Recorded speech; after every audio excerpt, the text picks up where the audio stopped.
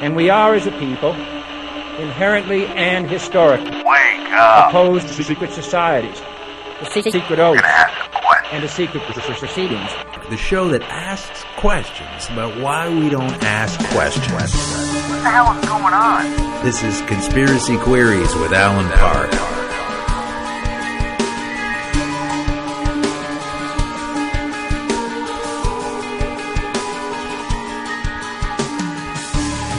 Welcome to Conspiracy Queries with Alan Park. These are Conspiracy Queries, and I am Alan Park.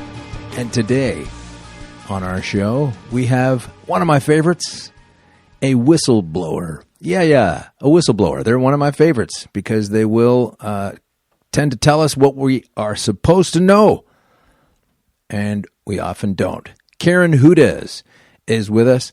She is a Yale Law School graduate, and she worked in the legal department of the World Bank for more than 20 years. And from that position, she has seen corruption. She has seen all kinds of cheating going on in the financial world. And as she says, the goal is control. We are supposed to be constantly paying off our debts, getting into debt, getting out of debt a little bit, but preferably in it longer than that, preferably all the time. So she is trying to expose corrupt goings-on inside the financial system, and so, of course, she has her work cut out for her for the rest of her life, because that is a long search. And she is doing a fantastic job, and you're going to hear some pretty impressive things here today. So thank you for tuning in, and sit back and relax. If you can, I dare you, and enjoy Karen Hudes. So let's go to our interview. Karen, so how are you finishing up the rest of your summer? Frantically, because it appears as if we're facing a meltdown in the capital markets. So I'm trying to foment a transition to a different monetary system. Well, that sounds like a big job. Yes. I was going to get to some spring cleaning that I didn't quite start, but you're going to clean this up. So tell us, in comparison to, let's call it the crash of 07, 08, that whole reset, how does this current crisis compare to that one? And what kind of lessons might we have drawn from the other one, if any, to try to help us with what you say is likely about to happen? Well, I think the comparison is misplaced. I think what we need to compare this with is the dark ages that happened before the 300s. That's what we're facing. The dark ages of the 300s. That's right. That's exactly what we're facing. Okay. Well, then please, paint us a picture why that's a better parallel. That sounds even more dire than I had imagined. Right. Well, let me back up a little bit because it's probably helpful to your listeners to be all on the same page. I won't digress too long, but let me just explain a little bit about why I think I'm able to make these statements, who I am, what I'm planning, why I'm even of interest to anybody. Absolutely. Take the time you need, because this is important and lends much credence to it. So go ahead. Okay. I'm an accountant, lawyer, economist. When I say accountant, that's just simply because I've been dealing with the accounting profession, who have refused to recognize that they're not doing their jobs in reporting the financial statements of the World Bank, which is at the very center of the international financial system. And I was in that entity, the World Bank, for 21 years in their legal department. And I only after I was fired for trying to get the financial statements accurate did I find out what the World Bank truly was, because there's a lot of secrets going on, and I had to be educated in what was actually the lay of the land. But I did bring certain essentials to my job, I was brought into the World Bank by Ibrahim Shihada, who was the general counsel of the World Bank, and before that, he was the general counsel of the OPEC, Organization of Petroleum Exporting Countries. Oh, so a very influential man indeed. He's an Egyptian, or he was an Egyptian. He died. And he brought in a number of people in the legal department who I worked with for many years. One of them was a German lawyer, Sabine Schlemmer-Schulte, and the two of us wrote an article about the corruption in the World Bank. Another was an American litigator, Nana Manley, and she helped me because I was not a litigator. In the United States, the legal profession, as in the United Kingdom, it's divided into two pieces. There are the people that do the deals, and there are the people that go to court. And I was the part of the legal profession which is called corporate lawyers, which do the deals. And Nana was a litigator, an excellent litigator. And Nana is the one who advised me to buy a World Bank bond when I was illegally fired. And what year is this now? Okay, let's do a little chronology. Sure. Okay. I went into the legal department in 1986. And I was, when you say fired, I wasn't exactly fired. The legal department had given me a deal which I signed, and then when they didn't perform their side of the deal, I said that was no longer in effect. And they a breach of contract then. It was that's right. And they said I had no right to say that they were not performing. And so they just, told me that I had to clear my office, and that was how that worked. And of course, Senator Lugar had written 3 letters to the World Bank saying, "Don't fire this lady." So I was very surprised when they pushed me out, and I didn't accept that. And you say this happened because you were getting accuracy in your work? That was the problem? Isn't that's what okay. Let me first let me set the stage broadly, okay? Sure. That is what I think I am. If you saw a comedy show with Lily Tomlin where she's an operator and they've got this funny switchboard where she's putting plugs into, and getting the wrong conversations connected, that is my function in the international monetary system. I am sitting at the switchboard because that is what the legal department of the World Bank is. And when I was pushed out, I didn't accept it. And there were a number of things, and there's a number of reasons why I'm claiming that I'm reinstated and I'm back on the job. And I've actually inherited a second job now, which is a secret reason why the World Bank was set up. The world has much more gold and wealth than people know about. Well, where is it? Because, this is a side route, but there's what's happened with Fort Knox and sitting on all those gold. So let's get to that. Let's get to that later, if not now. Right. Well, let me just explain my second job. Sure. There's a trust. All of the world's wealth is in that trust. And there's a man who's got the signature authority over that trust, named Wolfgang Struck. And Wolfgang sent me an email over a year ago in May. And I am now Wolfgang Struck's lawyer. So I am the legal representative of the authorized signatory of the world's trust fund. Well, in this capacity, and pardon my ignorance on all things legal matter, but does that mean that you're not really able to talk about this as a client-lawyer privilege? No, I talk about it all the time because one of the important things that the World Bank is and was set up to do is to make sure that that trust agreement is properly implemented. And I have been given the job by all of the countries that belong to the World Bank. There's 188 of them. I have been given the job of recognizing, certifying the signature on those assets. Wow. Okay. Yeah. Okay. That's a pretty exclusive job. That's right. That's right. And so that's what I'm bringing to the table right now. But the way I got there is I showed all of the countries of the world that I'm to be trusted with that job. because I don't pull any punches, and I'm just there to do my job. I don't have my own agenda. The function is the switchboard. Somebody has got to be sitting at the switchboard of the international financial system, and I'm the one. Okay. Well, that's an exclusive. So you're poised for a lot of information that most of us aren't or won't see. That's right. Aren't going to see. And I can give you, having been in this function for a number of years, I've also learned what works and what doesn't work and what that function involves. And I've been under a lot of people have been trying to discredit me, obviously. The ones that are trying to steal the world's money don't want anybody to know that function exists, don't want anybody to know that money is really there and really belongs to the world.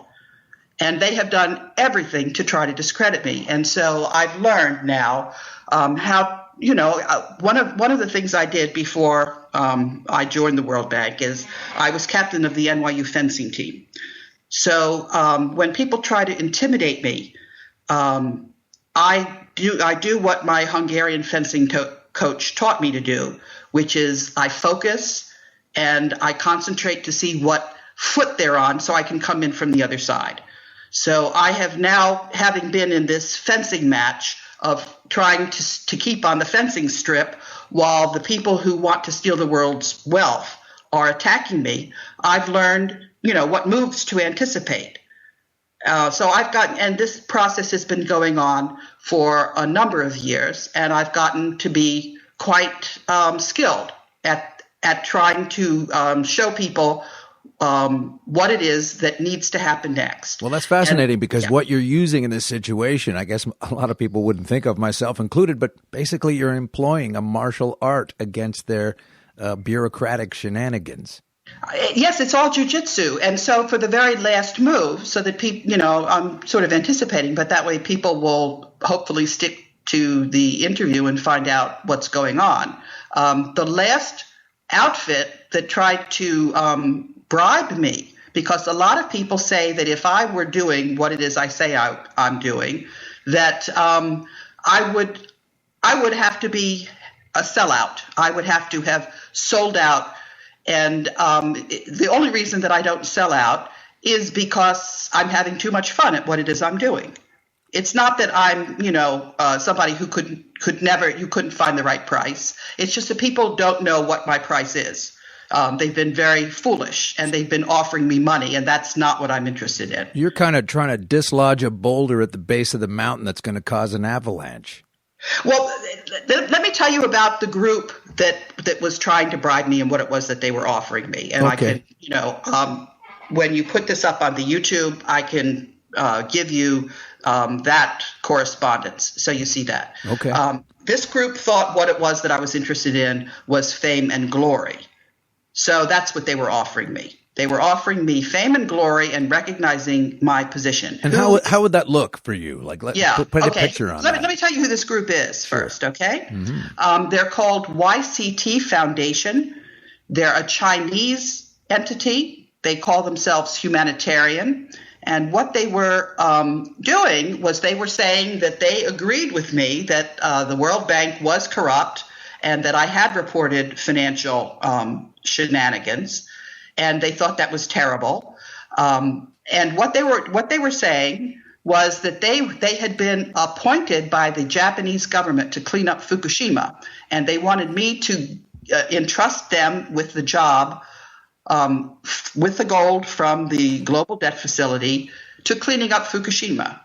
Okay, how's that going, by the way?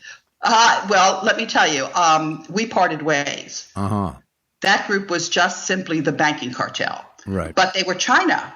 And they were saying that the Japanese government had pledged bonds of, in other words, taxpayers' money from Japan to secure the financing for cleaning up Fukushima. Right. So they were saying that the Chinese government and the Japanese government were recognizing my authority to authenticate a withdrawal from the global debt facility. That's what they wanted. They wanted me to give them the gold so that they could use those proceeds to clean up Fukushima. And they said, and while you're at it, let's do the global currency reset and let's free up the money for the Iraqi dinars. This is a bunch of Chinese folks? That's right. You can see who they are. You can see the correspondence. And what I did was I went back to my Japanese Just before we move on, where can we see the correspondence? Is this on your website? Yes, and I put it up on Twitter, and you can see the very last thing, which I posted yesterday. And I like to read the retweets. It gets retweeted to about 15 million people. Well, let's get to these. Let's get to the Twitter handle right now, and we'll give a website as well as a way of telling folks we have to step aside for a second and take a break. But Karen, once again, what is your Twitter handle? It's at Karen Hudes, and I will just, in our chat box here on Skype, I will give you that tweet so you can see it. Okay, fantastic. We're on Sirius XM. This is Conspiracy Queries with Alan Park. We'll be right back. All right, then. So this whole construction of Chinese people telling you they're going to, I mean, how can they be so powerful and we don't really get to hear about them? That is the last thing I asked him. I said, he said his outfit was the one that was in charge of cleaning up Fukushima for the last 2 years. I said, you'll forgive me. I said, but your performance does not exactly inspire confidence. Not really. Right? And I said, how can you operate in this kind of a governance vacuum? I said, because what I said was, I'm not going to be signing any contracts with your outfit. I'm simply going to be finding out from the rest of the countries that are members of the Bretton Woods organization how they want to handle the Fukushima cleanup, how they want to handle. Well, I don't want to insert my own assumptions in here, but folks might call me out on that. But I do have to ask this question. When you are dealing with these people, and in your case, in this particular incident, saying, no, we're not doing that, do you ever feel a sense of personal danger towards yourself? Any kind of, I mean, we're talking about trillions of dollars ultimately here and a massive control of a huge section. Do you ever feel like, what is the thing that keeps your physical state okay? Okay, we're talking about $500 trillion in that particular trust fund. That's one of the umbrella accounts. There's 3 umbrella accounts. That was one of the umbrella accounts. And yeah, let me explain how I feel about personal danger. And of course, danger to my family. Exactly. Yeah. That's what I mean. I mean, what is making you so impervious? And maybe there aren't threats from those people. Maybe you don't feel physically assaulted. That's what I meant by inserting my own thoughts into that. No. But it just seems logically that would be the case when you're talking this much money and you're representing an obstacle to them to get whatever they want done. That's right. And the fact of the matter is that, look, this has been going on for a very long time, but a lot of people say that I couldn't be for real. I would have been killed a long time ago. And they also say that I'm obviously a secret agent and I've got a sugar daddy protecting me because otherwise this wouldn't, in other words, I've sold out. And you can see from the correspondence that I told that outfit to take a hike. I have not sold out. And getting back to the physical danger, if you go back and look at a chronology that I have put up on the internet, because as I said, this has been going on for a long time. And this is on your website? Yes, and it's part of the litigation because I bought a World Bank bond, and that meant that the World Bank was not immune. And I sued the World Bank, and I sued the World Bank's auditors, KPMG. Okay, so here's where we can find this, folks. It's KAHUDES, K-A from Karen and Hudes together, kahudes.net. You can see everything there. Okay, sorry, go ahead. Right. The A is actually for my middle name, which is Alexandra. Oh, okay. Well, I assumed it was part of Karen. I'm so sorry. No, I'm just, I'm pulling your leg. I know. So am I.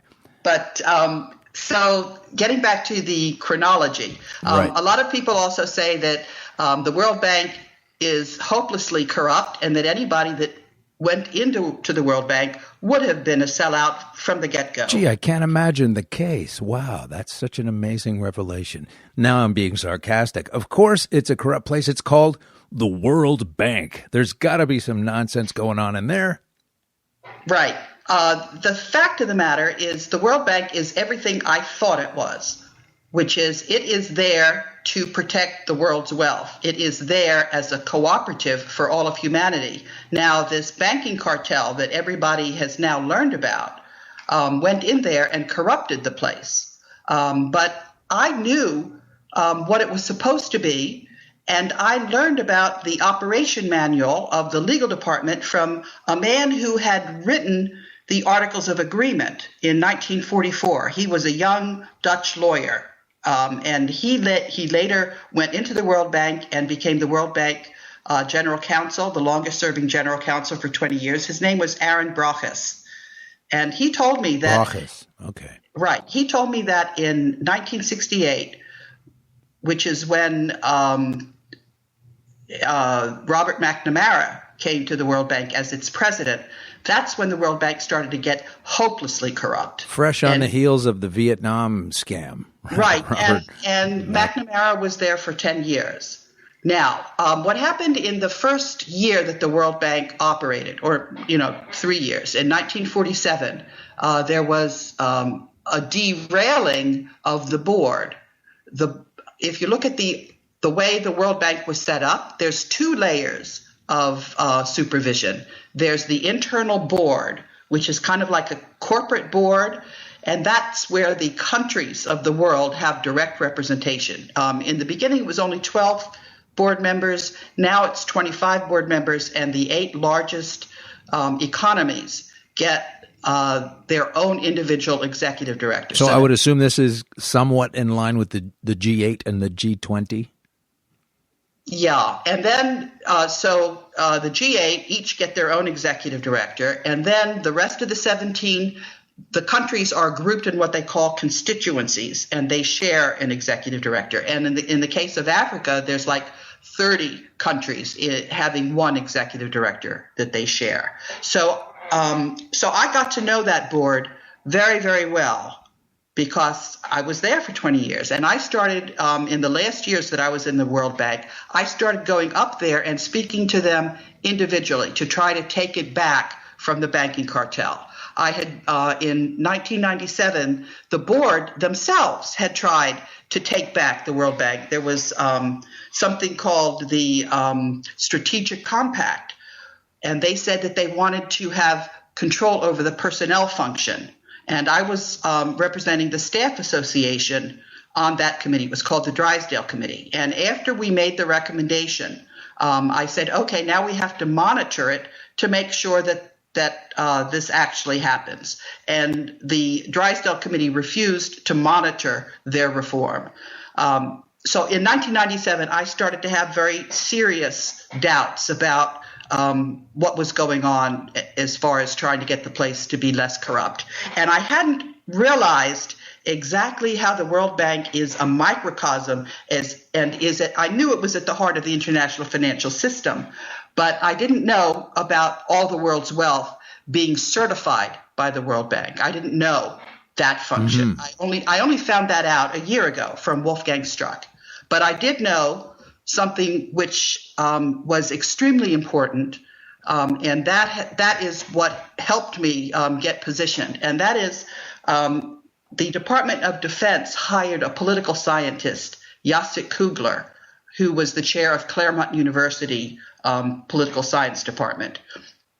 And Jacek Kugler came to the World Bank in 2004 because the World Bank, it's kind of like an export credit agency. I worked at the U.S. Export-Import Bank before I came to the World Bank.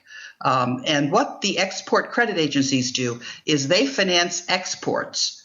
And the World Bank projects are opportunities to finance the exports of the various member countries.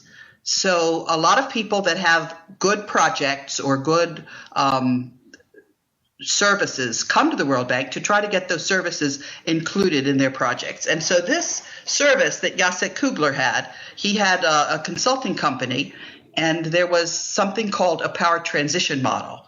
This he had developed in the Department of Defense, and then the Department of Defense actually sued him and said that he wasn't allowed to consult with that. But he said, look, this is political science. It's not the exact analytic tool that I developed for the Department of Defense. So anyway, he came to the World Bank with this power transition model, and I used it on a project in Ghana, and I saw how it worked. And then I said, would you help me model rule of law at the World Bank? And he said, sure, Karen. So in 2004, I had a model of rule of law. And the way this model works is it's not one of these things where you have to have every single piece of information anywhere, and it's got to be a huge computer to crunch every conceivable fact on earth. Mm-hmm. What you do is you find a country expert who understands a problem. It can be just one. And that person has got to come up with numbers. You have to assess. You have to give a numeric value to various things. And that's kind of hard. And you can see, because I posted it on the internet, and I've also, there's a very good article that a journalist named Lars Schall wrote a couple of years ago. And so you can see footnotes for all of these studies that I'm talking about from Lars Schall's article. All you have to do is Google my last name and SCHALL. Okay. Anyway, so this power transition model, you have to have a country expert give you a number value for who's involved in the problem. That's the stakeholder who can influence the problem. How powerful is that stakeholder? Where do they stand on the problem? How important is that problem to them? So, for example, if the President of the United States is involved, he's got a lot of things competing for his attention, and you have to say where on his pile of things to do. You mean like vacations and that kind of thing? That's right. So what the word that Jacek used to describe that is salience. But in any event, it's got to be, you have to figure out how important that issue is to them. So when I was talking about rule of law at the World Bank, one of the stakeholders was the Staff Association. That's their single issue. Whereas the president of the World Bank has other issues that they're looking at. I guess. Yeah. But anyway, so I came up with a model, and I had some of this dead wrong because I didn't understand that the media is not part of the solution. I was very naive. So on media, I said that they would, that the media, the role of the media was 5%, and that it was going to help solve the problem. and so far, I'll take that as an insult. No, I know who you're talking about. Yeah, because it turns out that the media is owned by the banking cartel, the mainstream media. Are there a lot of things that aren't? Karen, can we just talk about what kind of control the banking industry in general does have? Yes, there's another study which is extremely helpful, and that came out in 2011. But let me finish with the power transition model. Absolutely. Okay, so this power transition model is predicting now, because Jacek Kugler in 2004, he did a model of the world, whereas I was just modeling the microcosm of the World Bank. His model of the world, and you can read that. That's also in that Lars Schall article. And that is what I have been working from. That talks about how the BRICS would form. It talks about how Germany would go to the BRICS. It talks about... And again, that's Brazil, Russia, India, China, and South Africa. Is that right? That's right. Okay. That's right. So this model, this power transition model, talks about the formation of coalitions. And in the Lars Schall article, you'll also see another article talking about how accurate this power transition model is. It's 90 to 95% accurate. And whenever there is a disagreement in the intelligence community between the intelligence analysts and the model wins hands down, because the analysts are trying to project the current situation in the future, whereas this model doesn't really get distracted by what's going on now. It just crunches the numbers as to what are the interests of the various parties. Mm-hmm. Yeah? Yes. So this model told me that there was a coalition that would form for the rule of law. And I have been working from this model all along. And it explained that Germany was a hinge in this model. A hinge. Yes. And look how Germany is now going to the BRICS. Right. Germany is leaving NATO and going to the BRICS.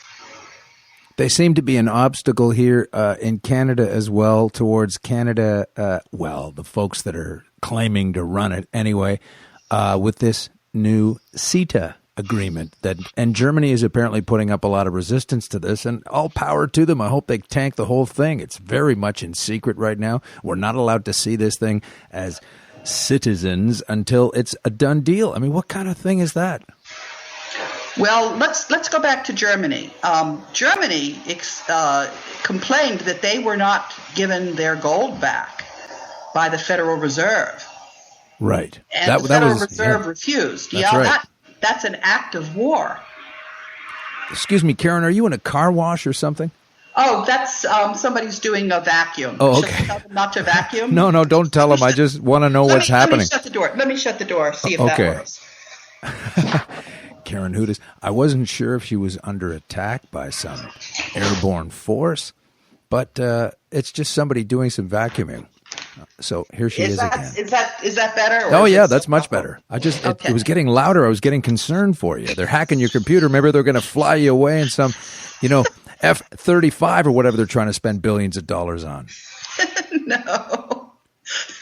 It sounded like it was getting close, but anyhow. I just was concerned, that's all. Well, I did an interview with Antal Fekete, who's the foremost gold economist. And this was outside an airport in Miami. And people, when they were watching the YouTube, thought that we were about to be bombed. Oh, yeah, don't even say that word in an airport if you want to get anywhere on time. Oh, man. All right, so that was a bit of a crazy sidestep, but it's all real. It really happened. So you were saying. So let's go back to the power transition model. Right, and the Germans you were talking about. Talk about it. Mm-hmm.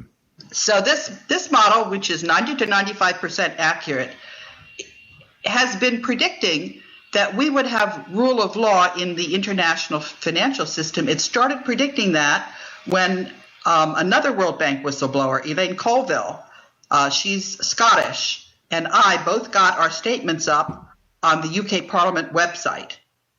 And we have been contacting the UK Parliament. And when I say we, it's now the citizens of the UK. Right. And the MPs are actually following up. So the MPs got in touch with the controller of the Exchequer and said, Karen has been talking about all this gold. Is this a real thing? Is this real or not? Yeah. And the controller of the Exchequer said, you better ask the Secretary of the Treasury. So I went back to some of the citizens in the UK Parliament because I've made an offer to each and every country of their share of gold so that they can issue gold currency. They can kick out the Bank for International Settlements. They can kick out their central bank. They won't be paying interest on their currency anymore. That's a scam. There's no rationale for that. Let me talk a little bit about how the money system works. Let's do that. Okay? When a country's treasury issues the currency, you do not have to pay interest on your country debt. And that's not the whole thing, though. We're going to have to start with that, and we're going to step away for a second because it's time to do that. This is Alan Park. We're listening to Conspiracy Queries with Alan Park, and we have Karen Hudes on. We'll be right back. Okay, let's just backtrack a second, and the very first thing you have to do, Karen. Yes. Okay, sorry. We're just back from a station break, and you just got started on thing number one, so I just wanted to recap. Thing number one you have to do in that case.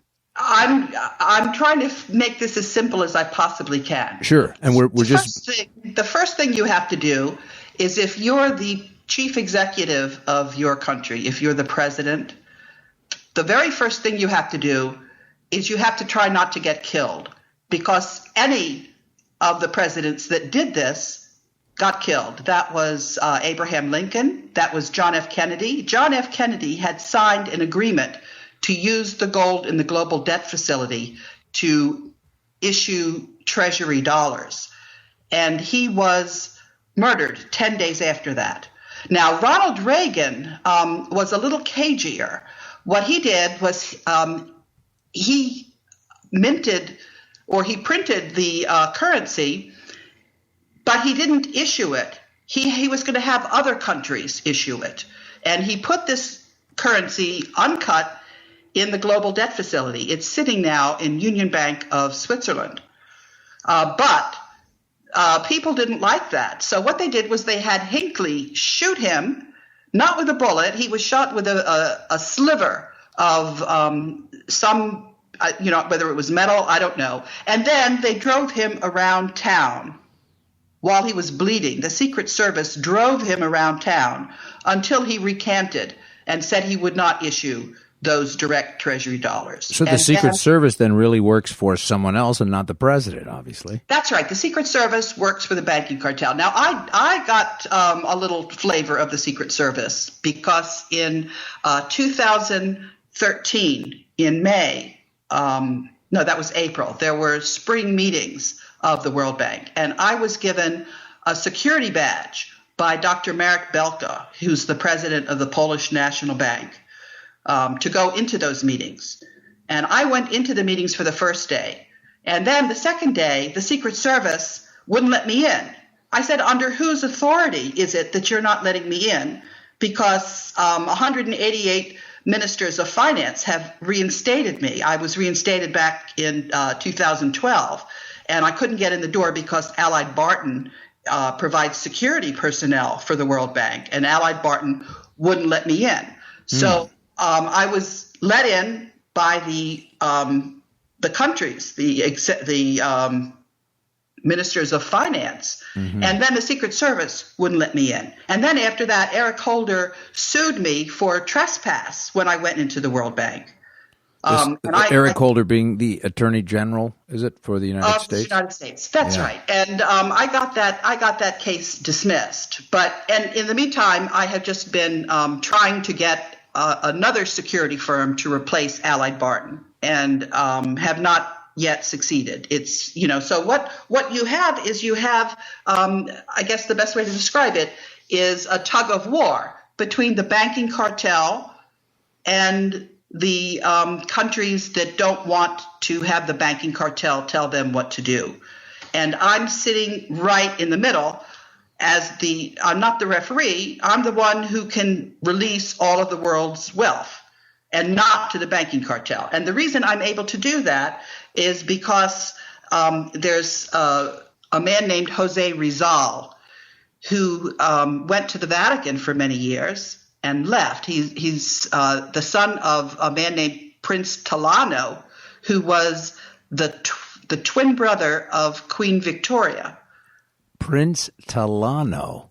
That's right. And Prince Talano's son, Jose Rizal, also became an ophthalmologist. And Jose Rizal went around the world operating on emperors' eyes. And he operated on the Emperor of Japan's eyes and sired General Yamashita, who's the one who went around collecting the world's gold. So Jose Rizal hired a young lawyer named Ferdinand Marcos. Ferdinand Marcos later became the president of the Philippines. But Ferdinand Marcos was the lawyer who set up the trust fund that I am now certifying so that it can be used, the assets in that trust fund can benefit humanity. That's how this all works. And the World Bank was created by Jose Rizal. Now, is Jose Rizal the Philippine fella?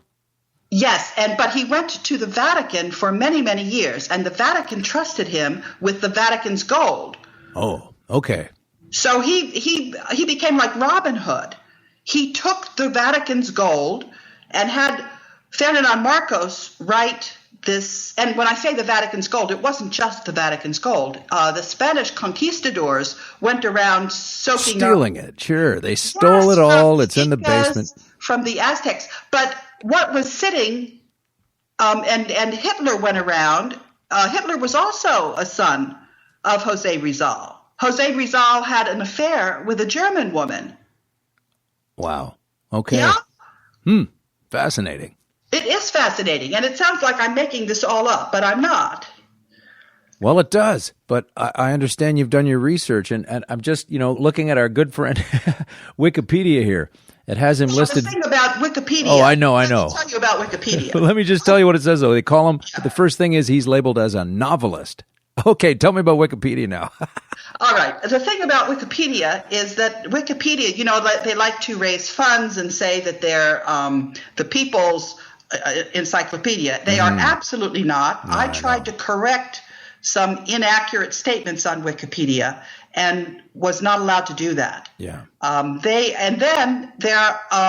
They're owned actually by a fellow in the UK who was trotted out by the UK Parliament to certify whether the UK Parliament ought to take its functions and deliver them to private entities. So the UK, which provides a lot of grant funding to the World Bank, the entity that's supposed to evaluate whether that funding is accurately used is a private entity. And when they were trying to evaluate if that private entity was giving the correct information, I went back to the UK Parliament. I went to the UK Parliament 3 times. The first time I said their serious fraud office had called up the SEC and the SEC had stonewalled, and that the serious fraud office had not done anything but had just sat on their hands. Sure. Then I went back a second time to the UK Parliament, and I said that the evaluation of private entities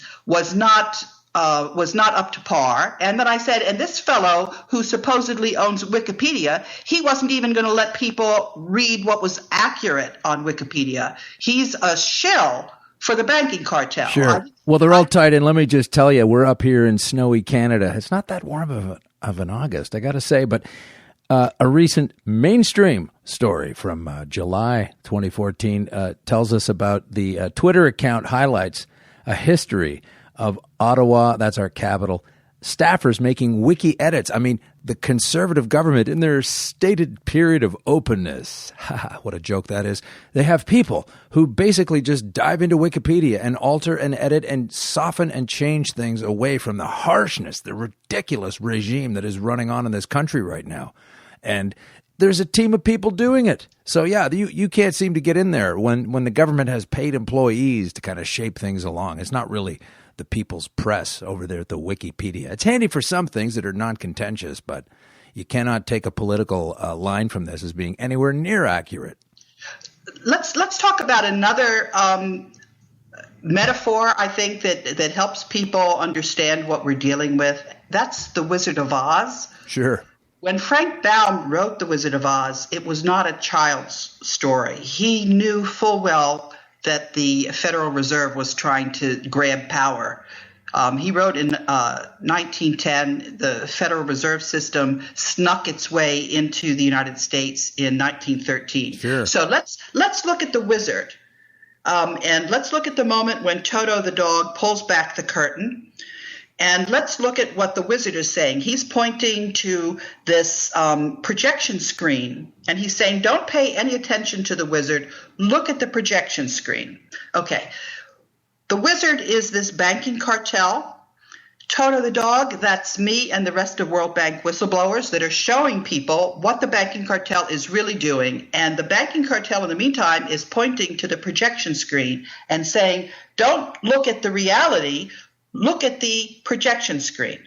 Now, the projection screen it's not just the mainstream media, it's all of the information that you have. It's the movies that you see, it's the television, it's the print, all of this. Because I have tried in all of these different fora to let people know what the actual reality is. Because this story that we're talking about, and I'm grateful to you for having me on your radio show. Oh, thank you for coming on. Conspiracy queries. The word conspiracy is really not – it's a word that's very loaded. When you have a situation that the banking cartel is trying to shape people's very understanding of reality in a monolithic way that's all interconnected – then if somebody's trying to break through, they've got this huge infrastructure that they've got to scale. And they have actually, psychologists have done an analysis of how difficult is it for people who are in this kind of a world where their reality is being dictated to them by propaganda, not reality. People are terrified of this because they're people are programmed to trust. And so their very trust of their own ability to discern the reality, some people are shattered by that. Well, where do you think we're at with that now? Because I agree with what you're saying, but with things further coming apart all at the seams, all at the same time, and everything is just blowing up in the way of believing in what the government says. Look what's happening with the police everywhere, focused right now on Ferguson, Missouri. Yes, I can speak to that. It's ridiculous. It's more of the same because they're trying to polarize people. They're trying to tear apart the fabric of society. They're trying to break people's confidence in their ability to govern themselves. They're making people think that they have to run out in the street and panic, that everything's against them. And they're blowing it up way out of proportion. It's just hard for me to accept that people take that also as gospel when the rest of the time, so much of the time when it's supposedly fine, they're complaining about the government spending too much on this, not being effective enough on that, in and out of war constantly. And you see the lies on the different levels of government, municipal right on up. And how do people then swallow this big story when all of that other stuff is just full of nonsense the rest of the time by their own assessment? Then when it comes to these heavy things, oh no, totally agree with and believe what the government's doing and my country right or wrong, and this kind of crazy mentality. I don't know how they keep that going. Well, that's just the whole point. People are absolutely apoplectic. They don't know who to trust. They don't know whether to trust themselves. They're just at a total loss. And I have to say that when you leave the mainstream media and go into the alternative media, which is where I've been residing now, it took me a long time to find the alternative media because I didn't understand the depth of the betrayal in the mainstream media. But because this story of mine is so big, you can use it to diagnose the fact that the mainstream media is there simply for propaganda. There is only one outlet in the mainstream media where I have had my story, and that is in Newsweek on Espanol. And even there, they it's not in their print. It's only on the web, and they don't even have it in their table of contents. It's kind of hidden in a corner, but it's a good story. But anyway, getting back to how do people negotiate this kind of a world, this kind of a crazy world where you have a banking cartel. And now I'm going to answer the question that you asked me about how big is the banking cartel? What exactly are the contours of the banking cartel? Sure. There's a very, very good study in a Swiss university called the Federal Institute of Technology. That university is known as perhaps the best university in Europe. And a young mathematician wrote a PhD thesis, which was ultimately published on the internet. It's called The Network of Global Corporate Control. What this mathematician did was he took accurate data on who owns the companies in the world's capital markets, 43,000 transnational companies. And he looked at who was on the board. And he found out that this banking cartel, it has bought up 40% of the assets, and it earns 60% of the annual earnings of all of the companies that are traded on the capital markets. But it didn't use a lot of money to do that. What it did was it took directors and cleverly interlocked them. So you had the same directors in a kind of a cascading hierarchy, so that they had 10 times their economic power because of the clever way that they did this. And they didn't think anybody was going to find out. But, of course, this young mathematician did find out. And what's his name again? Because we're going to have to step away from this for now and get back to you soon with this, Karen. We have to wrap it up. So give us his name. Okay, I'm trying to get it up. I don't know it by heart, but it's footnote 3 in that Lars Schall article. I'll get it right up for you. Okay, well, that'll be on the front of the page. And thanks for coming on today. That was fantastic. You're welcome. However, we're not really done. Okay, that was just for serious. We're going to keep on going here. You understand what I'm saying? Oh, okay. That was just for the radio show had to end sometime. That's why I wanted to get your Twitter handles in there, etc. And now we're good to carry on at ease. Okay, let me get you the names. So I've quoted those guys so many times you'd think I would know it right off the tip of my tongue. Well, you do have a lot of research in your head and a lot of names in there. It's Stefania Vitali, James Glatfelder, and Stefano Battiston, the Network of Global Corporate Control. Okay. Great. Okay.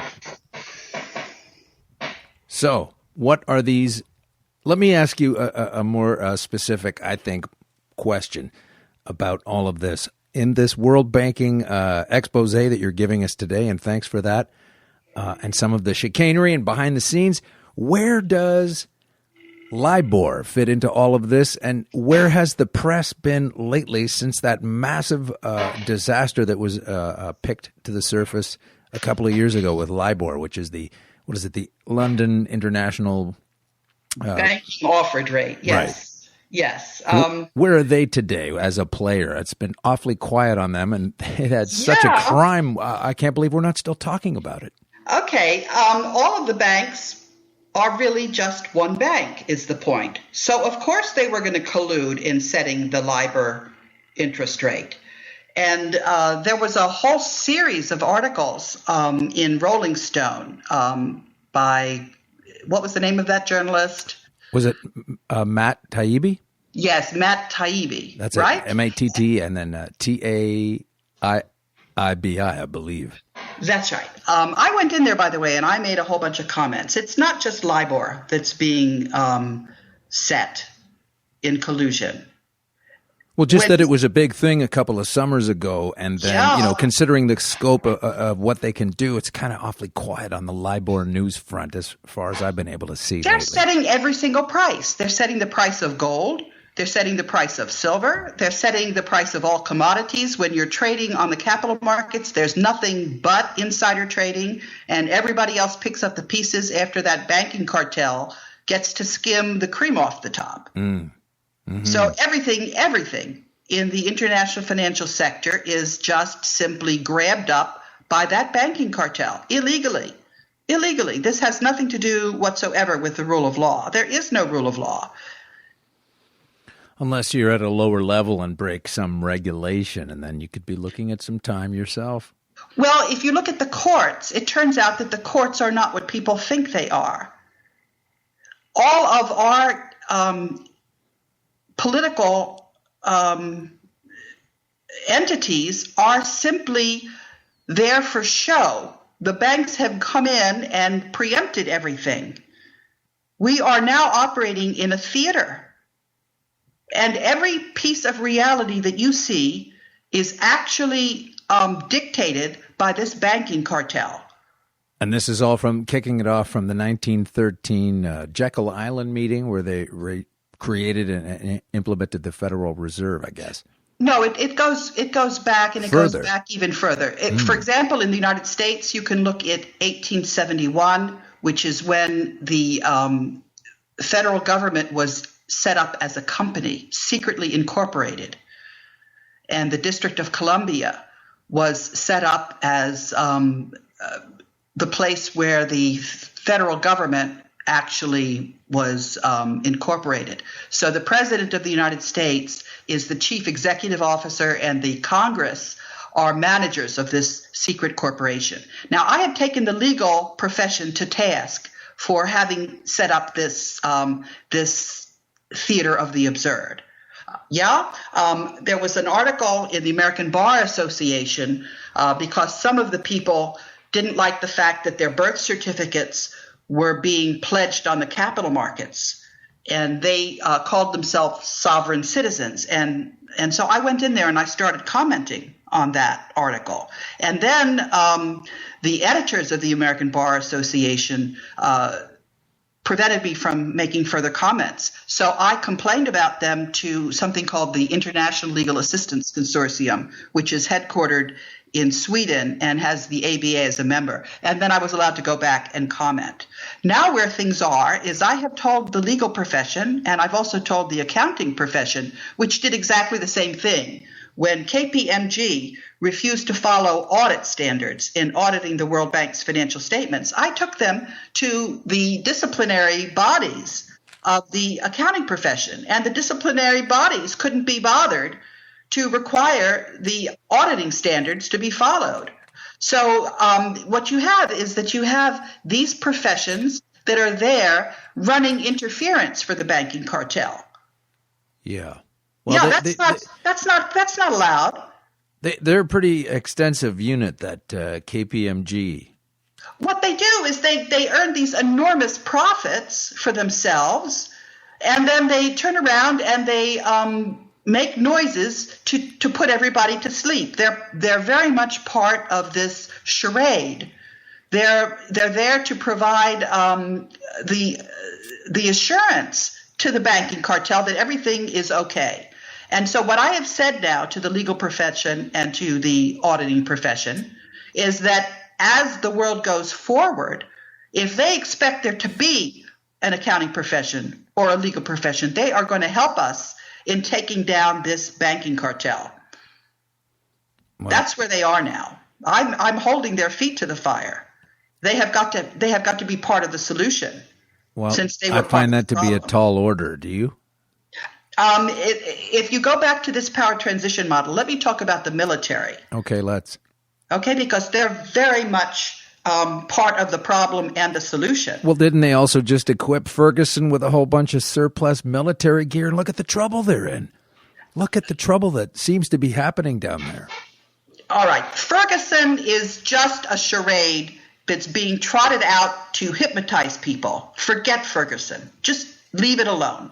There aren't soldiers issued supplies that the cops have? Just leave it be. It's part of that projection screen. Just let it alone.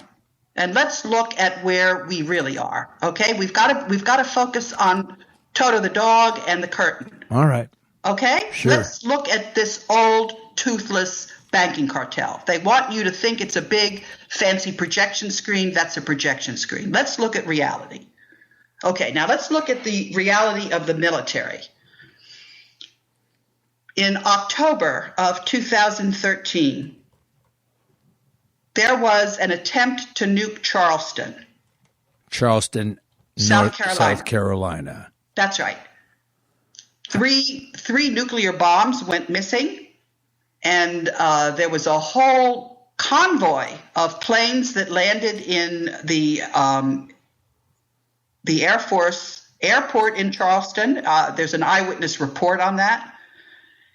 And what happened was two heroes detonated that bomb in the ocean off of Charleston, 600 miles off the coast. Two heroes. So what are we looking at? Some military guys that just couldn't bring themselves to carry this off, or somebody else? That's exactly what we're looking at.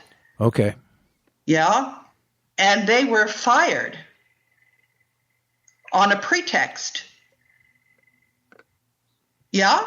Well, it seems like everybody losing their job, yourself included, loses it because they were doing the thing that you would imagine the job should be all about, in your case and in their case. Now, how do you think the other officers in the military felt when these well-decorated heroes refused to drop a nuke on Charleston?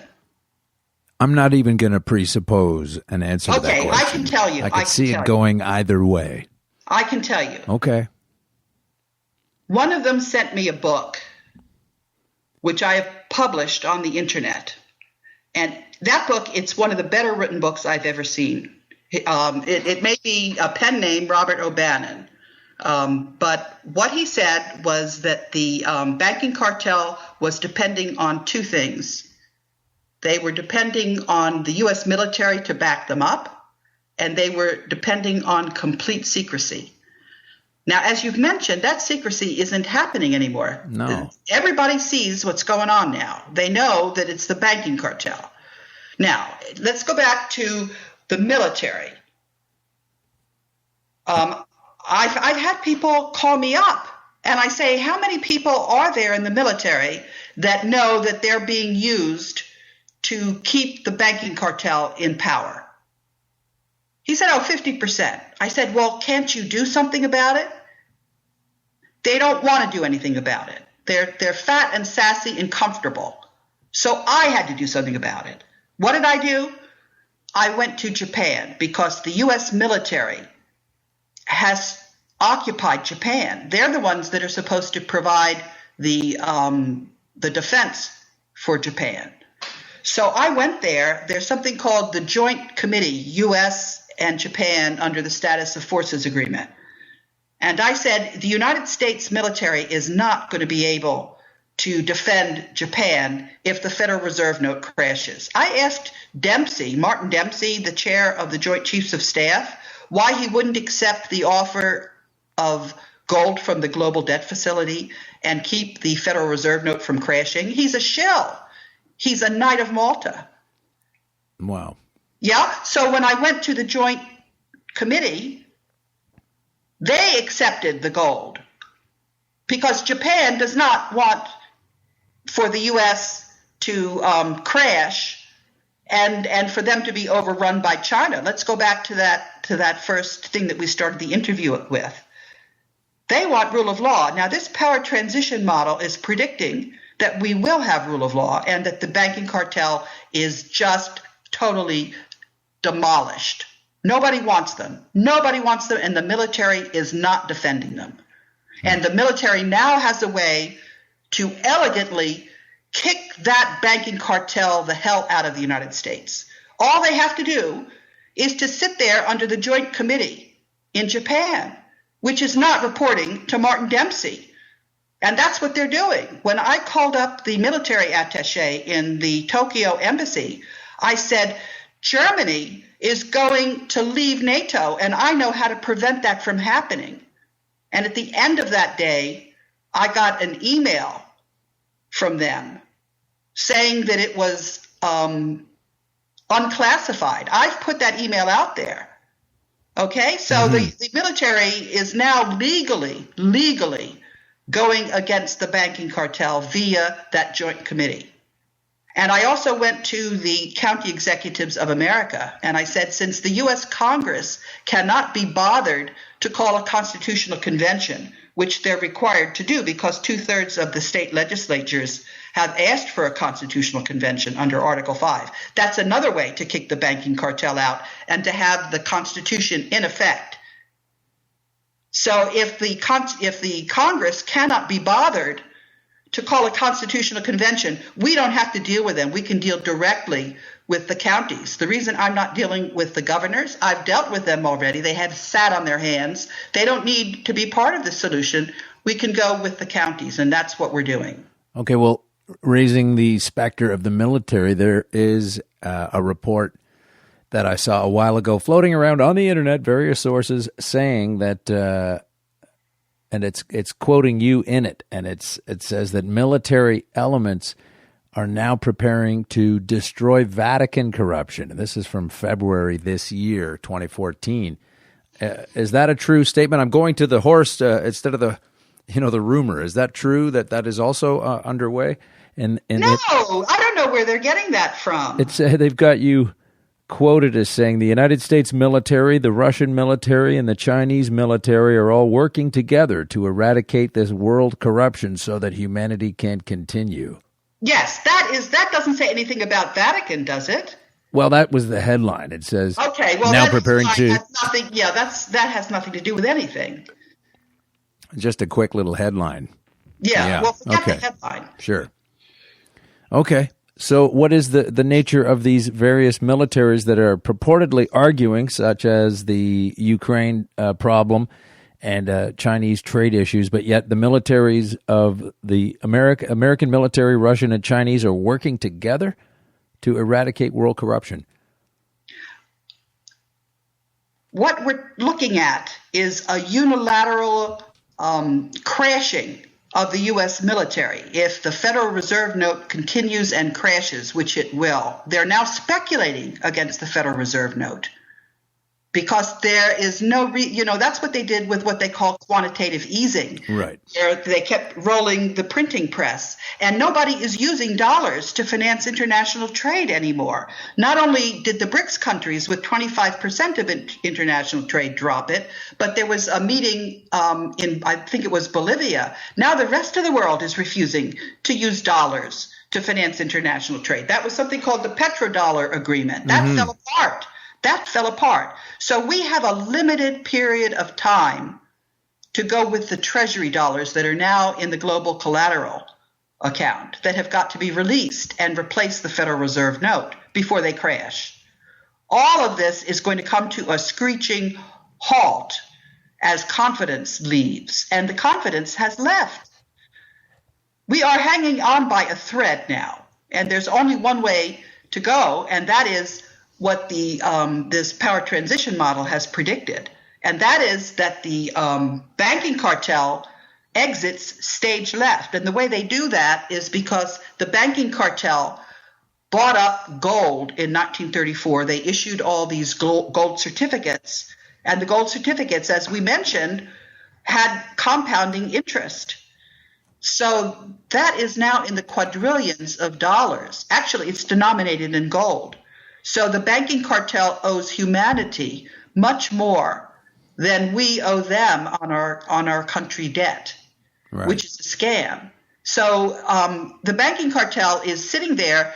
The only way the banking cartel is holding on now is by that very threadbare projection screen that you were talking about. Right. In Ferguson. They're trying to hypnotize everybody with their projection screen. And other places as well. That's right. And that's also what's going on in the Ukraine. Now, let me tell you what's happening with Russia. What's happening with Russia, I was on Russian television today 3 times, right? I just sent an email today to RTTV. What was in that email? I was showing them that I have a radio interview going out in Australia talking about everything that we're talking about here. So many people are now aware that the banking cartel is nothing but a charlatan, that old man in the projection screen with the mainstream media that they bought up and these companies that they've bought up printing our currency for free and charging us interest on it. It's just one big scam that doesn't and killing any politician that tries to call them on the scam. Well, we're now working together. The whole world is working together. It's not like they can run and kill one politician or another. We all see this. I've been writing to all of the taxpayers. There are organizations of taxpayers. I've been keeping them all informed. Right. So can we just take a quick sidestep? And for anyone listening who is relatively new to what Karen and many others refer to as the banking scam and basic mortgages and how it all works, this scam that has probably been a major piece of getting you going against this whole mess in the first place. Can you tell us in a nutshell for the uninitiated, and it's always good to get a refresher, on exactly how the banking system is a scam in a nutshell version? And can you tell, because this is obviously the thing that would activate anyone to be consciously dealing against them and trying to understand the scam that they're pulling. No better way to do it than actually understand how it works. So just give it to us. Okay, let's talk about how it really should be. Okay. That way you can understand simply. If you have a country currency, what happens is that country will issue the currency, and then people will use it. You don't have to pay any interest on it. And as a matter of fact, one of the components of this global currency reset that we're talking about is that we allow any local jurisdiction to issue their own local currency. Because the reason this doesn't happen is now there's something called legal tender laws, which says it's illegal to issue currency. Well, you don't have to have a legal tender law. You can say anybody that wants to agree what currency they're going to use in their transaction, they're free to do it. And that's what we need. We don't want to have people controlled by the monetary system, which is what we now have. So if you have the local communities issuing their own currency among themselves for the merchants and the farmers and the people in the community who may be offering their services, you can see just how dynamic this kind of a local economy can be.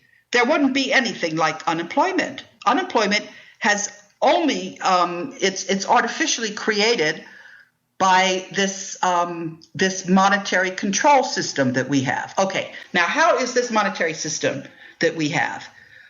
What happens is when money needs to be manufactured or minted, the government issues a promise to repay to a central bank, which is not a government entity, it's a private bank. And that private bank runs and prints money, and they get to keep all of that for themselves, except they have to pay the printing press. That's called seigniorage. That's a terrible scam. And then, to add insult to injury, the people who are using that currency have to pay interest on the right to have that entity issue the currency. Now, that makes no rhyme or reason. They're creating more money than there is money. In other words, creating a permanent tether. And let's explain about what fractional reserve means. Because if you go and you put money in the bank takes that money and they don't just lend it out to somebody else. They lend it out 9 times to somebody else because they are only required to have actual assets in their bank of 1/10. Wow, that's a good And so all of those other loans that the bank is making, that's also currency. So the banks are making money hand over fist on our backs. Who told them they had a right to do that? So then basically what you're saying is if I want to get money from the bank, I go and borrow it, but they don't really create it. They just say that I am now going to have to owe that to them. And in the meantime, they get to lend out 10 times as much money as that, say $100,000 to my $10,000 loan. And additionally, I'll be paying back more than the $10,000. I'll be paying back, $16,000, $18,000, maybe $20,000 or more. That's right, but it gets even worse. Because there's something called federal deposit insurance. And if those banks are doing something else with your money, they're not just lending it out, they're investing it. Right. And then they make a bad investment on the derivatives market, you have to bail them out. And when you bail them out, they say they have a right to your deposits. You are not, it's not your money, according to them. It's the money of the investors that they have been selling derivatives to. So it is just about as bad a scheme as you can ever come up with. It's pretty simple, and once you understand it, I don't know how anybody can think they're not getting burned on this. Well, everybody knows it now is where we are. Everybody knows it, and they're not going to stand for it. But here's the problem. The problem is that when you look at the disinformation on the mainstream media, the propaganda stuff, all they see is police as enemies. They want to have people rioting in the streets now. And for the longest time, I could not talk about solutions on the alternative media. They just wanted me to be there to get people riled up. They didn't want people to know that there was an absolute solution, that people were working together, that they trusted one another, and that this is just the banking cartel trying to let people think that people are terrible and unable to manage themselves. We happen to be able to manage ourselves. We are not terrible. Have you heard about this movie? Have you heard about this movie, Karen, called The Purge? No, I haven't. Oh, well, I'm sure you should at least take a look at it on Rotten Tomatoes or IMDb. But basically, the government sets aside, it's just a fictional movie, supposedly. But as you say, like they like to help shape thoughts and how people discern things. But they basically set aside, I believe it's 1 day a year. 1 day a year the government sets aside for the citizens to do whatever they want with no consequence. And then, of course, everybody's just totally nuts. They want to kill everybody, and they just go out of control like wild animals. And for this one day, 24-hour period or so, no charges against you, no investigations, nothing, just mayhem. And so surely everybody totally resorts to just absolute madness in this supposed free period of no laws being enacted or carried out. And it to me seemed like such a propagandic tale of, I mean, I'm sure there's a few nut bars out there, but they're hardly ever the lone nut assassin or et cetera. But I mean, basically people just want to, take care of their family and have a little fun. Maybe it's a little holiday down at the beach instead of just a license to go on a rampage. But yeah, Alan, let me tell you another story. Let me match your story with another story about a movie producer named Edmund Dwele. He made a movie called Banksters Made Off with America. They wouldn't let him distribute that movie because he didn't, he started out as one of their bright-eyed, fair-haired boys, and then he decided he wanted to make an honest movie. What's his last name again? Druilhet. He had me interview, and this was a really nice interview. I don't usually have a chance with dramatic music in the background or anything. It was really fun to have that interview. I'll put it up for you. Yeah, I'd love to see that. I can't seem to find him right now. But anyway, go ahead.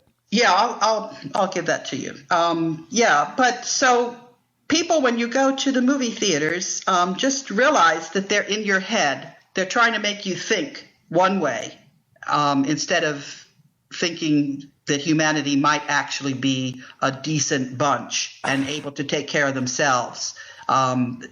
That banking cartel is really something else. Yeah, hardly any evidence of that cinematically. It's always war-torn destruction and fighting, and it's always the case.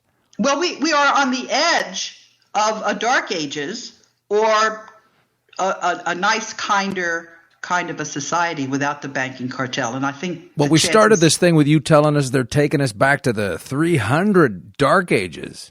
That's if we don't pay attention. It could go either way, Alan. Okay. It's not going to go down the middle. But that's what it's teed up for. It could go like that. I think the likelihood that people work together, because, I've been working together with people to get things where we are. I'm still very much in here pitching. You hear me, right? Absolutely. Absolutely. So our chances are 90 to 95%.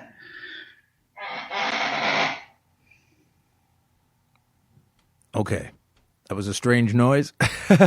Again, I'm concerned for your safety when I hear it. Sounds like a monster coming out of a trunk right there. Yeah, the banksters aren't very happy with this, but so far so good. I didn't answer your question about personal danger. I'll tell you how I've managed this. Okay. In the very beginning, I realized what I was up against. Not the very, very beginning, or I never would have started. But it's kind of like a tightrope. You can't turn around, you'll fall off. So you just keep going. Well, when I realized what kind of trouble I was in, I went to a wonderful guy named Larry Garrison, who's my PR guy. He has stuck with me. At one point, somebody tried to tell him, to just leave me alone. They actually physically attacked him.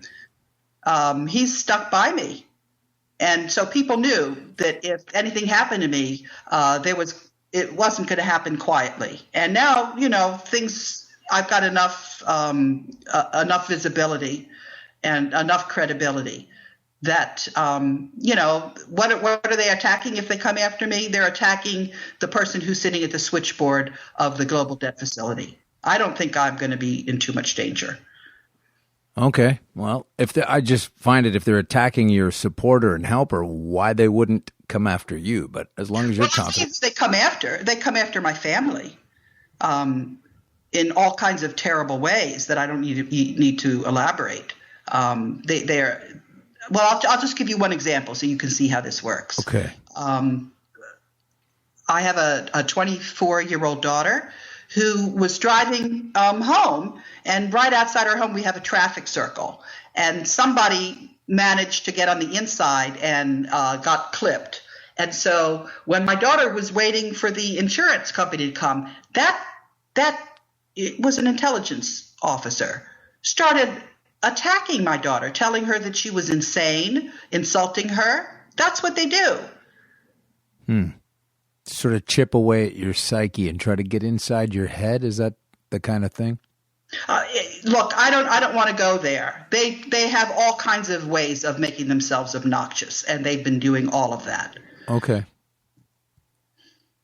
I'll have to keep an eye out for that myself, because I could easily recount some similar incidents, but I don't want to think that it's anything more than random dealing with wound-up people. Anyhow, we'll leave that aside. Are you still there? Yeah, I'm very much there. Okay, good. Sometimes it sounds like you've disconnected over the Skype. So, Karen, where are we now with being able to awaken people to, as you say, it could go one way or the other? Obviously, our vested interest has it going in a good way. And what kinds of solutions do you offer or think, some insights? Because you did say earlier, before, a lot of the alternative press, and they were the only ones having you on, only wanted to hear about the destruction and the carnage. But I do want to hear if there is a positive, constructive way to start thinking about how to change this. And I'm sure it's primarily to do with getting people aware of what's going on. That's a wonderful question, Alan. And that tells me that you're a good guy. That's really the litmus test. I mean, I want to hear the death and destruction too, of course. How they do it, and it's frightening and a lot of times extremely heavy-handed. But yeah, let's get out of this mess. I mean, I want to talk about different things with you and others. Okay, I'll tell you how. It's really very straightforward. What you do is you go to your friends, people that you know and like very well, and you start a discussion group. You could call it a book club, whatever you want to call it. And you are going to be with this group. It's a network for the duration. You're going to be talking to them, like once a week or once a month or whatever. And you're going to decide what it is you want to do. It's not just a discussion group, but it's also let's figure out how we want things to be different group. And you can tackle it on a local scale. You can figure out what it is you want to do. And you get yourself plugged in. And you use that group to evaluate the information you're receiving. And when you receive information, you say, who is this telling me this? Do they have a motive for getting me to think it's this way as opposed to a different way? You use critical thinking, and you just stay in it, and you modify your world to the way you want it to be, along with everybody else who's doing exactly what you're doing. That's what you do. Piece at a time. Yeah, and it's all very manageable. I mean, what the banking cartel wants you to think is that they've got it sewn down. There's nothing you can do about it, which isn't true, because you've seen from this paratransition model that there is something bigger than them, and that thing that's bigger than them is very much there and very much active and has won and is going to carve them up in little pieces. And once that happens, we don't have anybody to blame. We have to do it the right way. And that's going to be the hard part. That's going to be the really hard part, because it's not going to be easy to get it all straightened out in one fell swoop. And we're not going to have anybody to blame but ourselves. And that's what we need that group for. We need that group so that you can say the buck stops here.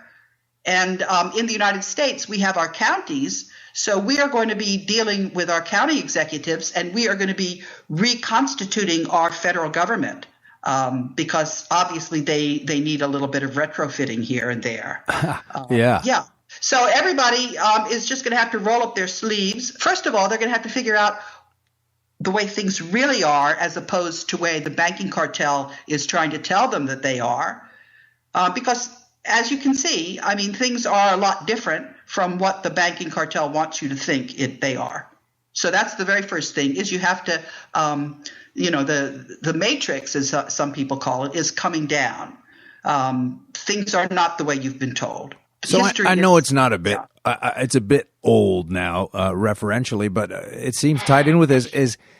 Was the Occupy movement a construction of the banking establishment to create like a manageable foe against themselves, to suck everybody's energy into that, and then once it dissipated, well, we've won that battle too, let's move on? No, one of the pieces of the Occupy movement is a really neat guy named Dan Marks, who's working on Article 5. Marks. This is Marks, yes, this movement to try to get a constitutional convention.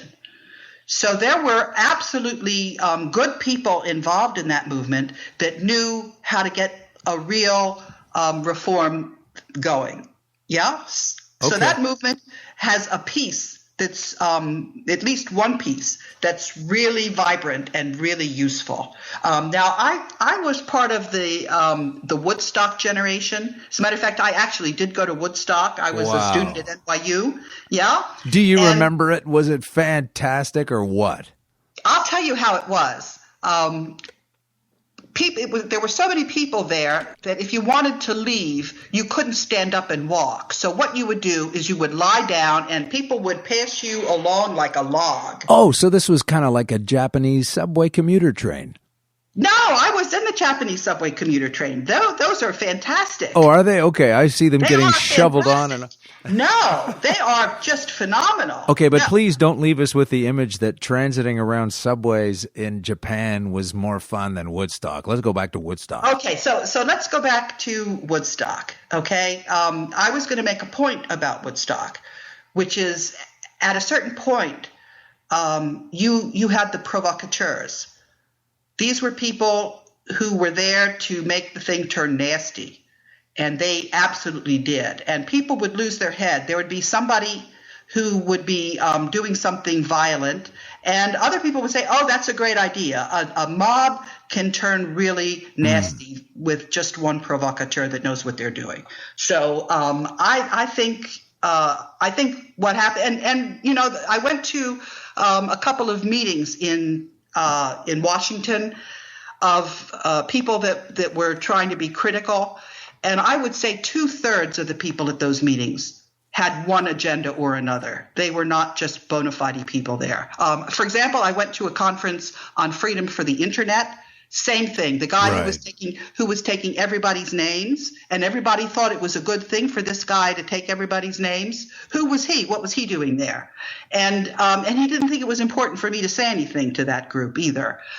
So you've got all kinds of agents that are out there. And I was just reading about on the internet. I was just reading about Common Dreams. They were talking about some of the people in their chat room that were paid to make comments one way or the other to stir things up and make things nasty. I've experienced that on all of my interviews. That is so frustrating. Yeah. We have a forum on the show. It's online. I do get comments there. Primarily, they're constructive. The odd time they're not, or they're just silly, and that's okay too. But I understand what you're dealing with. Yeah.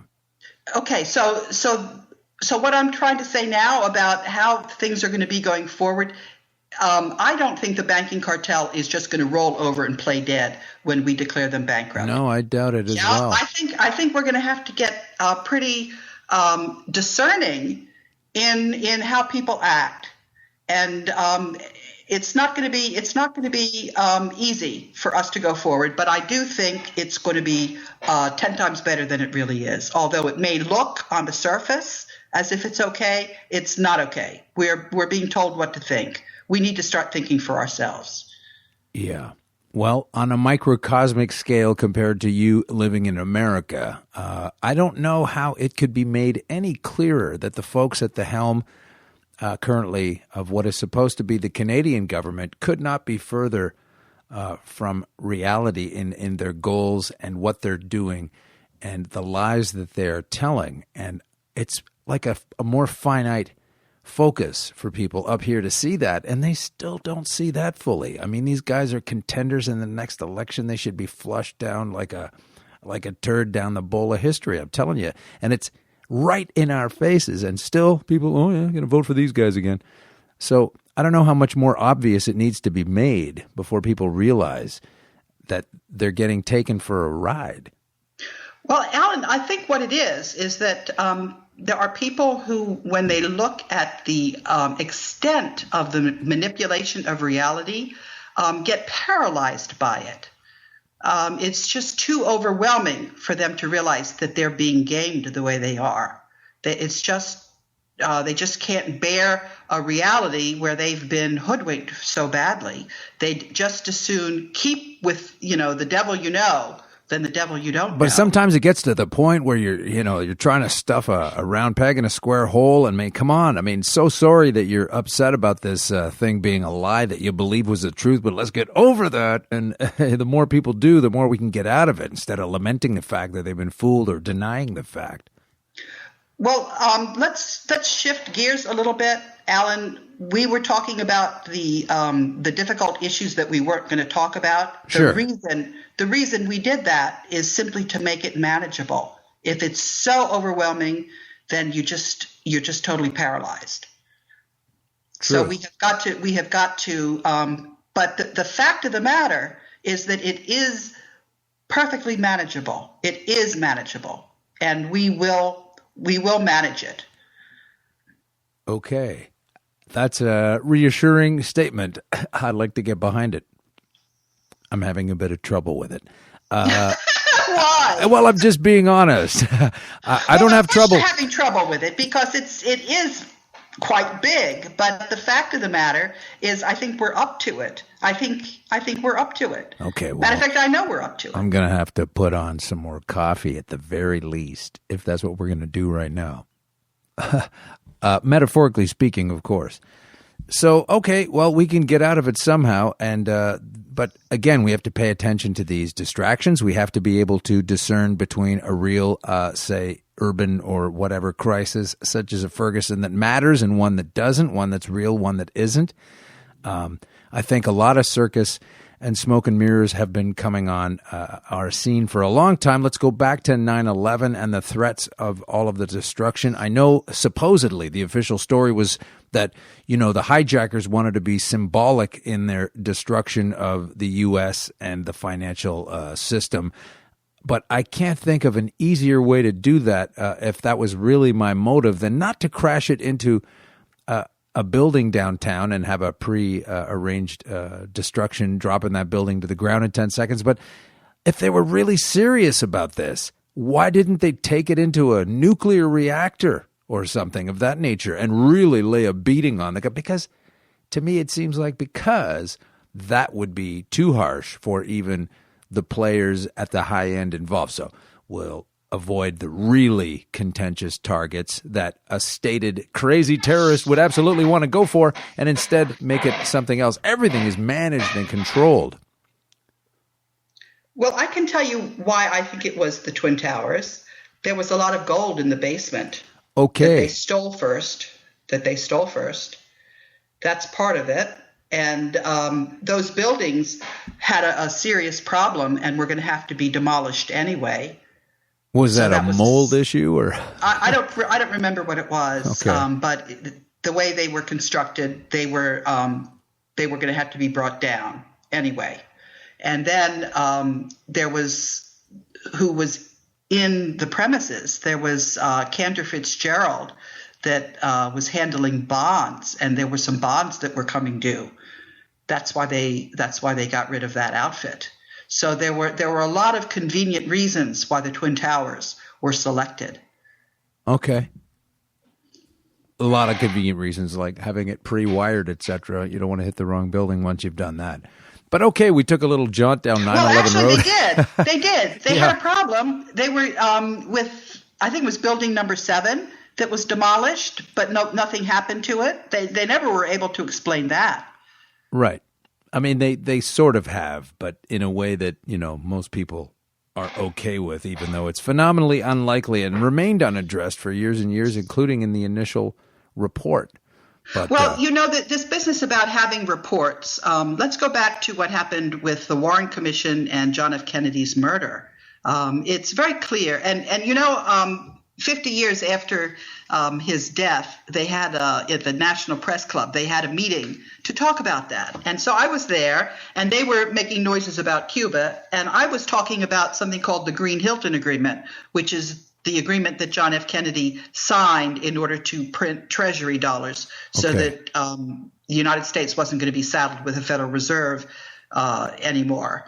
And the reception that I received there, it was really for me, I left, and I wasn't sure how to explain what it was, because I had said very clearly what it was that John F. Kennedy's murder was and why it was designed to accomplish that. And they had their pre-arranged script, which was Cuba, and they were going on and on about that as if I had said nothing, as if my words were just sort of falling on deaf ears. And I just, I left really almost demolished, because one of the people that had been planning that meeting was somebody who I had thought was part of the solution. And all of a sudden I found out, no, he was very much part of the problem. And the National Press Club, that was, I had been involved with that group in the very beginning, because I had wanted to think that they were part of the solution. And when I learned the depth of the journalists' sellout, it was just, it was wrenching for me. How much of that is sellout, and how much of that different direction than the truth is a result of Operation Mockingbird? Oh, I think it's from the get-go. The ethics in the journalist profession is just totally absent. I can say this with complete authority, because the person she was a good friend of mine, Sonia Hilgren. She was the president of the National Press Club, and she died of a brain tumor. And I was, I was invited as one of her friends to go to the memorial service at the National Press Club. So I got to know some of the leaders in the National Press Club, and that was when I was involved. This was around 2007. That was when I was involved with Robert Zellick, who then went and gave a speech at the National Press Club. And I wanted to get the National Press Club to do something about telling people who Robert Zellick really was. And they were totally unsupportive, and I felt really betrayed by them. And I thought maybe if I just kept working at them, they would come around. Anyway, fast forward a few years, and Sonia Hilgren, she went to Missouri School of Journalism. Some young journalist student wanted to interview me about how I knew Sonia and what Sonia had wanted to do. And the thing was, on her deathbed, Sonia was really trying to help me. And so I was telling this young journalist student about Sonia, who Sonia really was. And the editor in Missouri wouldn't let her tell the story about who Sonia really was and what had really been going on with the National Press Club. So what journalists are taught is that they're there to censor the news to the public. They're there to simply present a story that's been circumscribed and has nothing to do with reality. That's what they're teaching the young journalist students, how to be journalists. Well, this is completely opposite any kind of journalistic directive that was, written up and adhered to many, many years ago. That's the opposite of what they're supposed to be doing. When I think about what has to happen going forward, I have, just a couple of really important things. And one of them is that whistleblowers are to be protected. And that's the way people are going to know when the buck stops here, because the banking cartel is not continuing. And people are going to be in charge of making things better. And the only way they're going to find out what's real is if whistleblowers are rewarded rather than punished. So the only way to know whether you're on track is whether whistleblowers are rewarded and not punished. And that's got to be a cardinal rule. And as far as the journalist profession, I think that's got to be totally gutted and struck from the ground, because it has been totally, you see, there's no ethics in journalism. Right. I see very little. If it's not just about a calm, reasonable, municipal event like a new fountain opening at such and such a time, I really can't believe much that they say. The ones at the top are being rewarded to be convincing liars. Mm-hmm. Well, I think they get away with it. I think if you look at the Dan Rather situation, here's a guy that really never should have had that job after the Kennedy assassination, but maybe over the years he started to tilt things the other way. And he actually said something about George Bush that was later proven true, but this was the grounds they used to have him get replaced and taken off the air. So I think people change their minds over time somehow as well. And as soon as he started to do his job well, like what happened to you and so many others, that's when they wanted to get rid of him. Well, see, in my case, I was kind of lucky in that I had been at the World Bank for so many years that I got a pension. So I've been able to carry on this way. It's very fortunate. I didn't have to sell out. I could just keep on doing what it is that needed to be done. And I had a pension for it. So that was, but the way it all happened for me was in the World Bank, they had something called a 360-degree review, which is people that you worked with were asked to say what it was that you did well and what it was that you did lousy. And they asked people who worked under you, people who you worked with as colleagues, and people who you reported to. And one of the questions was, tell senior management what's wrong. And I got a nearly perfect score. Right. And I was trying to figure out what to do with the results of that 360-degree review. And they gave us some guidance, and they said, don't just look at what you do that you need to improve. Look at what you do better than anybody else. That's your competitive advantage. And so I knew that I was somebody who told people what they were doing wrong very well, and I didn't know what to do with it.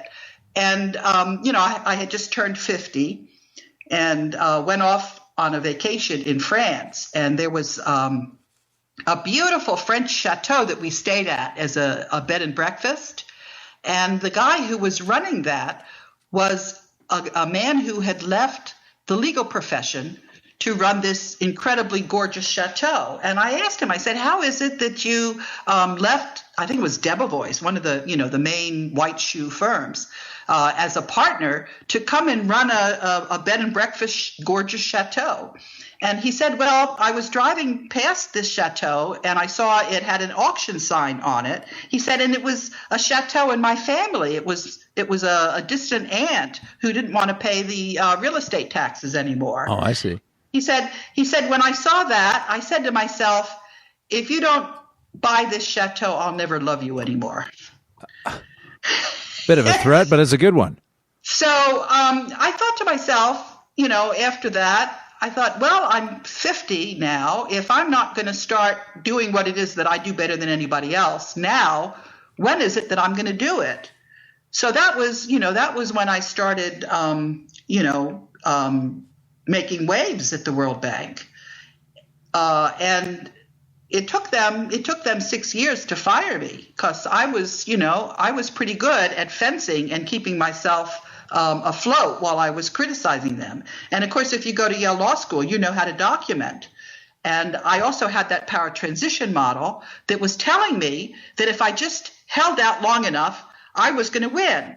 And that's exactly what I've been doing. I've been holding out long enough, and I am sitting here, and when I say I'm going to win, it's actually not me because I've been embedding myself with all of these groups, including the U.S. military. So when I say I'm going to win, it's actually rule of law in the world that's going to win. And we're going to win big time. But then the challenge for us is going to be once there's rule of law, what does that absolutely mean? And how do we get from here to there? And that's the part that's really going to be very, very challenging. And it's going to be very, very challenging in the very beginning. And then as the initial reforms take hold, as they continue. And so the only way for us to know that we're doing things and improving them is if we make sure that the whistleblowers are rewarded and not punished. And I'm also wondering, earlier we talked about this Ferguson debacle, this diversion. You said, don't pay attention to it. Okay, fine. But if what you're saying is correct, it is intended for distraction, and therefore there might be more of these kinds of things to just keep us off focus and off to the side and paying attention to these small managed circuses that distract us from your main point. Well, it's not just the fact that it's distracting, but it's also tearing apart the fabric of our communities. It's making us distrust each other. It's making us feel that we're at each other's throats. It's the old divide and conquer scenario, which the powers that be have done so well. Right, so we need to be on the lookout for that. It's just hard to sometimes tell the difference between someone that has, in a bona fide sense, gone nuts and off the rails because of 3 jobs, some kind of pharmaceutical intake that's got his antidepressant ways into a depressant way or his anti-suicidal ways into a suicidal way. They seem to so often do the opposite of what they say, these kinds of drugs. But there can be a legitimate thing like that, and then it's hard to gauge what the legitimate any kind of press reaction will be to this. So it's hard to know, I think, for myself anyway, which is a real kind of issue and which isn't. I mean, you spanked me down on that Ferguson thing, but it seemed to me, yeah, that racial division is definitely what they're going for, and night after night kind of thing. So if this increases that the awareness of what they're up to, won't they just decide to carry on more of these fake ruses of distraction? That's only if we let them. I think for people who understand that the mainstream media are not allowed to set the agenda because they are completely the propaganda outlet for the banking cartel. A lot of times when you know that, you can see you can read the tea leaves. So for example, when I'm talking about gold being returned to humanity so that we're not paying interest on our debt, so that we're not being managed by our monetary system. This is a big deal because people are working an average of 3 months out of the year to pay taxes. That's 3 months that they don't have to work. This is not a little thing. I mean, that people will have to support their community expenses, but it's not going to be all of their interest going on their country debt. Right. So we are going to be in a much better situation. So if that's the case, and we've got to learn how to get along, do you think we'll be able to do that? And if we have to start ignoring the mainstream media, which is trying to keep us thinking the wrong things and on the wrong foot. So I was saying how you can read the news in a different way. So somebody was writing an article about how you really can't trust gold because there was tungsten that was being put in some of the bars of gold.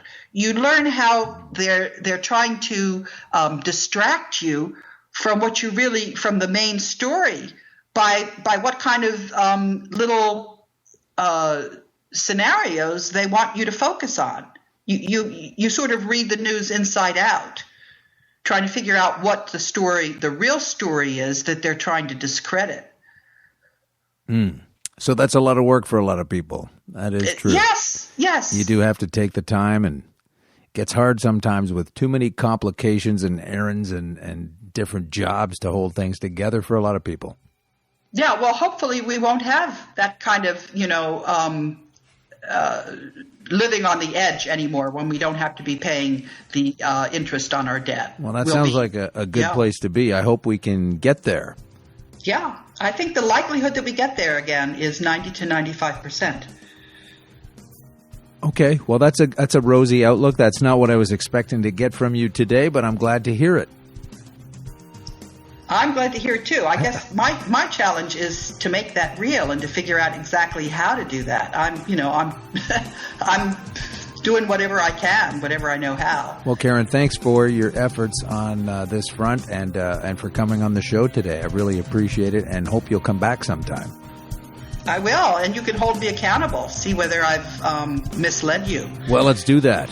We'll let a few months go by and we'll get you back on the show. Great. Okay, thanks a lot. Take care. Thanks for listening to Conspiracy Queries with Alan Park.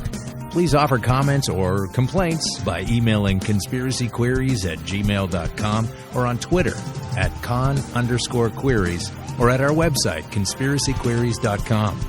Thanks for listening.